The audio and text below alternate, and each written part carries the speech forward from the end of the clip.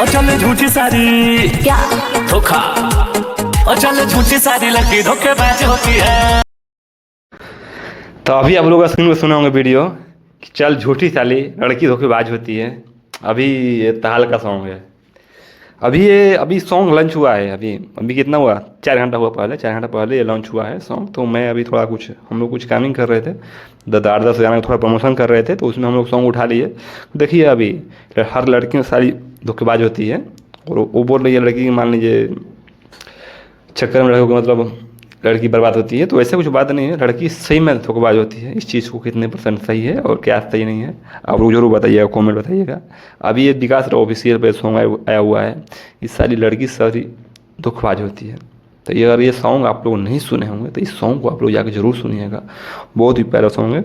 और विकास राव जी को जितने भी लोग आप प्यार करने वाले आप लोग हैं, तो इस सॉन्ग को जरूर सुनिएगा हो जाएगा। तो इस चैनल को भी आप लोग सब्सक्राइब जरूर कीजिएगा, क्योंकि देखिए उनसे जुड़ी अपडेटें हम लोग अधिक मायने देते रहते हैं।